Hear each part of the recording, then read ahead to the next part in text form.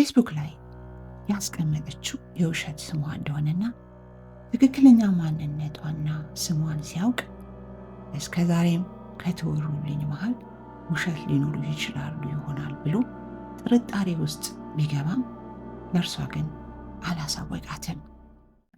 ቁስለኛው የአሜሪካ ትዳር እውነተኛ ታሪክ ከባለ ታሪኩ ጸሐፊ ባለ ታሪኩ ለብዙዎቻችሁ ትምህርት ይሆናል። እስከ መጨረሻው ያድምጡት።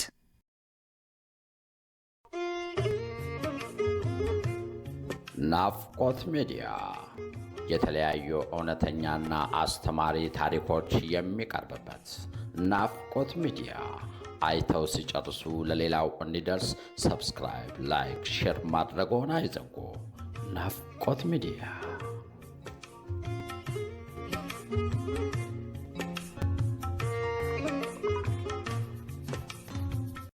አንድም ቀን ጽሑፍ ጽፌ አላውቅም። መጽሐፍ ማንበብ ወዳለሁ። የማነባቸውን መጽሐፎችም ለመገምገም ለራሴ ያህል አላንስም። ዛሬ ግን የራሴን ታሪክ ለመጻፍ ተገድጃለሁ ይለናል የዛሬው ባለታሪክ ከዋሽንግተን ዲሲ አሜሪካ። ተዋንያኖቹ ይለያዩ እንጂ ቲያትሩ አንድ አይነት እየሆነ ነው የተባለለት ነው። ዛሬ ኢትዮጵያ ተገብተው የሚመጡ ባሎች ወይም ሚስቶች የሚያደርሱት ኪሳራ። ባለታሪኩ እንዳለው ትውውቃቸው የጀመረው በፌስቡክ ነው። አሜሪካ መጥቶ ጊዜውን ሳያባክን ተምሮ ጥሩ ስራ እየሰራ የራሱን ኑሮ ይኖራል። በአካባቢው ያሉት ዘመዶቹና ጓደኞቹ የአታገባም ወይ ጥያቄ እና ሐሜታ ነው ስልችት ብሎት እያለ በአጋጣሚ ፌስቡክ ላይ ከተዋወቃት ኢትዮጵያ ከምትኖር ልጅ ጋር ስልክ ተቀያይረው አንድ ሁለት እያለ ወሬ ጀመረው። የሁለቱ ሀገራት የሰዓት ልዩነት በፈለጉት ሰዓት ለመደዋወል ባያስችላቸውም በየቀኑ 2ና 3 ተደዋውለው ረዥም ወሬዎችን ያወራሉ። ልጅት ከዚህ በፊት በነበራት የፍቅር ግንኙነት ክህደት እንደተፈጸመባትና በዛ የተነሳ ከዛ በኋላ ምንም አይነት የፍቅር ግንኙነት እንዳልጀመረች፣ ስለ ከዳት ፍቅረኛዋ ድክመትና ጭካኔ እያለቃቀሰችም ጭምር ታወራዋለች። ከልጅነት ጀምሮ የምታውቀው ፍቅረኛዋ እንደነበረና አንዲት ዲያስፖራ ከአሜሪካ መጣ በአጋጣሚ ተዋውቀው በድብቅ ተጋብተው ይዛው ወደ አሜሪካ እንደሄደ እንባ እየተናነቃት በተለይ መደዋወል እንደጀመረው አካባቢ ትነግረው ነበረ። ስለ ፍቅር የከፈለችው መስዋዕትነት፣ ስለ ገንዘብ ግድ እንደሌላትና አሜሪካ የመሄድ ጉጉትም እንደማታሳይ በተለያየ መንገድ እንዲረዳ አድርገው እርሱም በእርሷ ላይ ሙሉ እምነቱን ጥሏል። ከስልክ ወሬ ውጭ ግን አንድም ቀን አይቷት አያውቅም።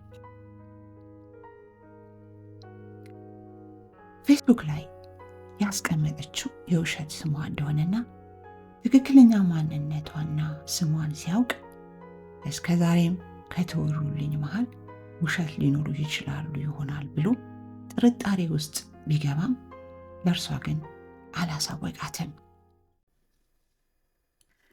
አሜሪካ ውስጥ በአካል ከሚያውቃቸው ሴቶች ጋር ወደ ፍቅር ያልዘለቀው አብዛኞቹ ያለፈ ታሪካቸው ይታወቃል። የእገሌ ገርልፍሬንድ እኮ ነበረች ይባልና ያለፈ ታሪኳ ተጨማምሮበት ይሰማዋል። በቃ አሜሪካ ውስጥ ለትዳር አጋር ማግኘት አስቸጋሪ የሆነበት ምክንያቱም አንዱ ይኸው ነበር። ከኢትዮጵያ ባሏን አምጥታ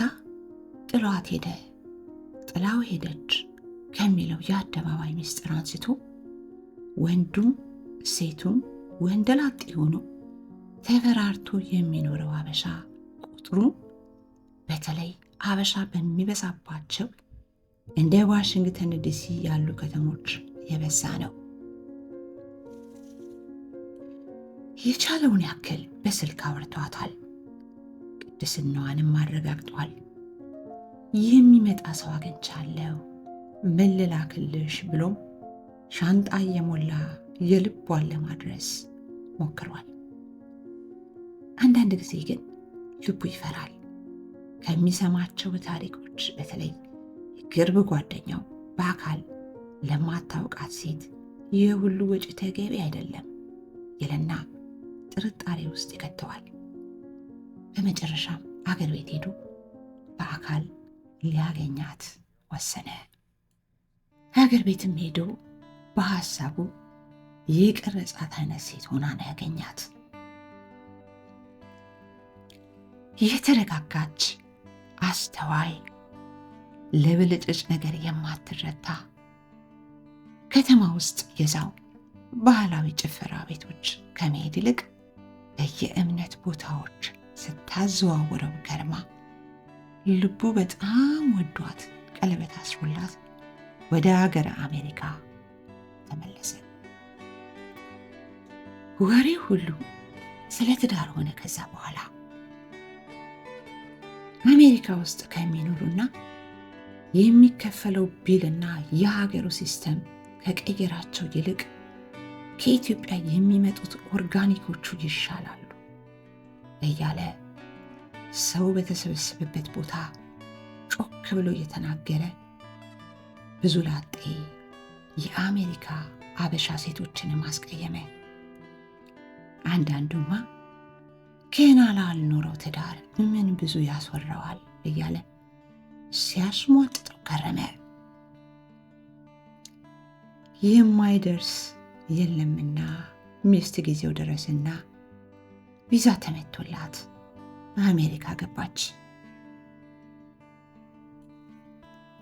በየወዳጅ ዘመዱ ቤት ጥሪ ተደርጎላት አገሩን ከተለማመደችው በኋላ የቋንቋ ትምህርት ቤት አስገባት። አጎቴ ሲያርፍ ልጁን እናቴ ነች ተቀብላ ከእኛ ጋር ያሳደገችው፣ ወንድሜ ማለት ነው። ለምን ወረቀት አንልክለትም የሚል ጥያቄ ብዙም ሳትቆይ አነሳች።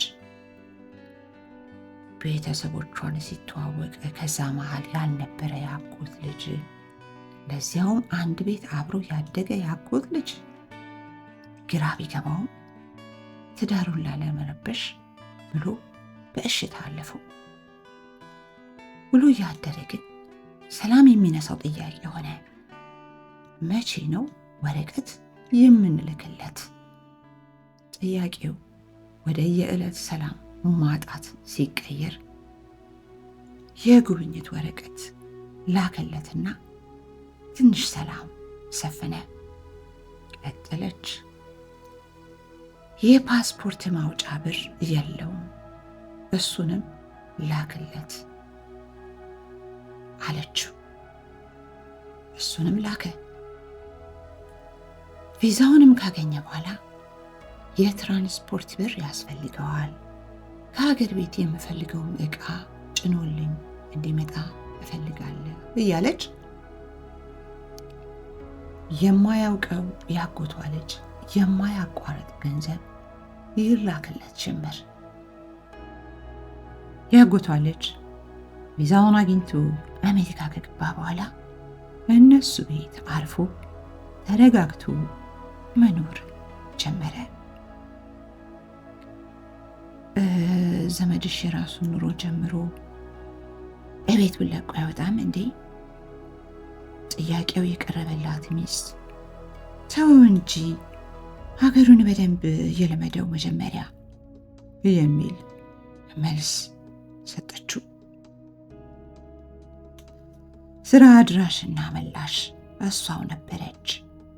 ስንት ተለምኖ ለጀመረው ስራ እንደ ወንድ ላጤ ምግብ መግዛትና ማብሰል የሚባል ነገር አይወድም ስለምትል ከባልና ሚስቱ ጋር ተቀላቅሎ መኖር የጀመረው ከመጣ ጊዜ አንስቶ ነው።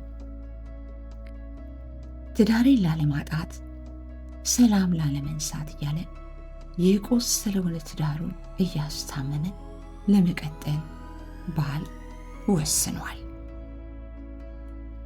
የመጀመሪያ ልጃቸው ከተወለደ በኋላ ነገሮች እየተቀየሩ ይመጣሉ የሚል ተስፋ ነበረው።